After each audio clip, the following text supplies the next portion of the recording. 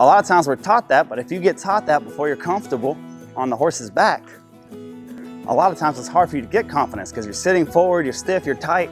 I need you to relax and just go with that horse.